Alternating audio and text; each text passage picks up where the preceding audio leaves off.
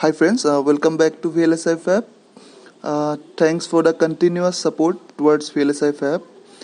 In this video, we are going to discuss about the ECOs, how it's useful in the chip design flow, and how it can save lots of effort, time, money. And guys, please subscribe the VLSI Fab to get all the videos regularly. Please watch. So in a chip design, it goes through synthesis, placement, CTS, routing before going to fabrication. So every steps of this takes some significant amount of time. As an approximate, it takes 6 to 9 months for completion of a multi-million gate chip. So and as we know, VLSI is all about time to market. Means all the semiconductor companies are in a race to launch their product as early as possible.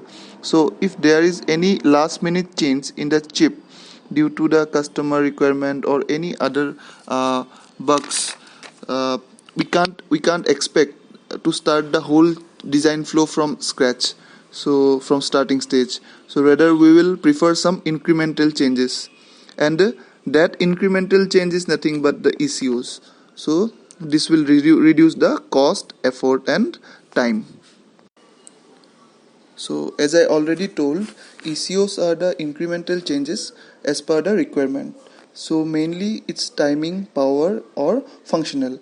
So timing ECOs we use to optimize the timing requirements such as clock and data path transition and capacitance, and also setup, hold and noise. So functional ECOs implement the incremental RTL change into the final netlist instead of redoing the whole PD work. Imagine we are in the first iteration phase of timing ECOs, and then and this is when we get the physical design database for the first time for doing the timing analysis. So by this time the constraint should be look clean.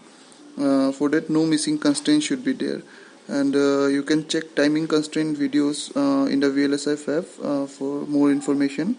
Then by this time setup also should be minimal, and hold also should be below around 300 to 400 ps, or should be acceptable value to start the timing iteration round.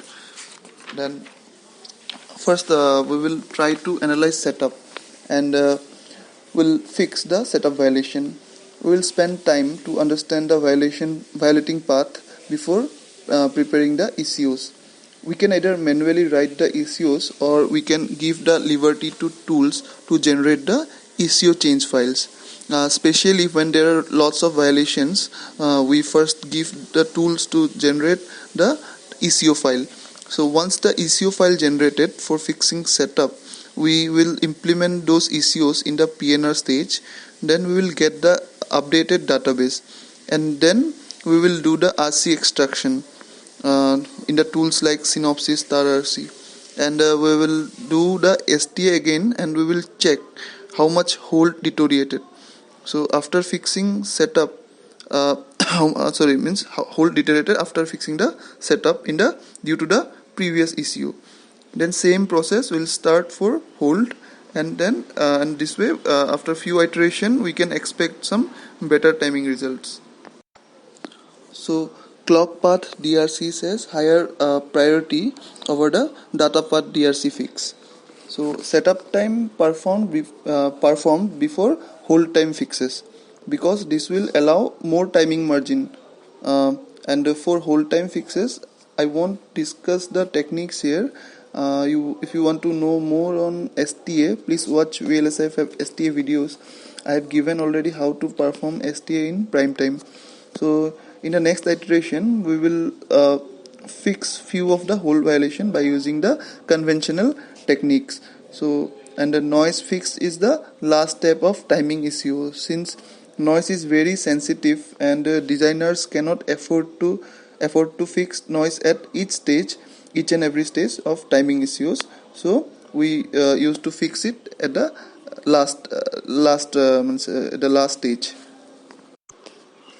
So we can categorize timing ECOs into two parts: freeze silicon and non-freeze silicon. So in free silicon ECUs, we have no chance of adding cells. So here spare cells are used for for replacing the inverters or buffers. And in non-free silicons ECU, we can add the cells after routing. So I will give you a brief idea what is functional ECU is. So sometimes it may happen that physical design team is working in sign-off stage for that after routing stage, and front end team wants to add some logic because of the changes in the customer requirement or due to some other bugs. So that time we do the same changes in the gate level netlist, and we do a logical equivalency checking between RTL and gate level netlist. Gate level netlist we get after the synthesis. So once it pass, we do the same changes in the layout, and again we do an LEC, like logical equivalence checking, between the gate level netlist and the layout, so that we can get the same functionality of the layout and the RTL.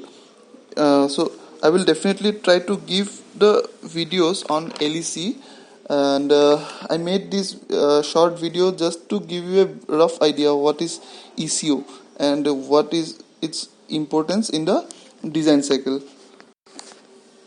So these are the few tools normally used for generation of timing issues. Other than this, Tempus Cadence is also used for the same purpose. So guys, how did you find the video? If you want to know more in details, comment me in the comment section.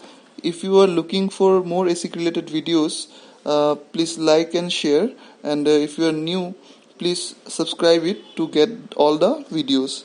Thank you guys.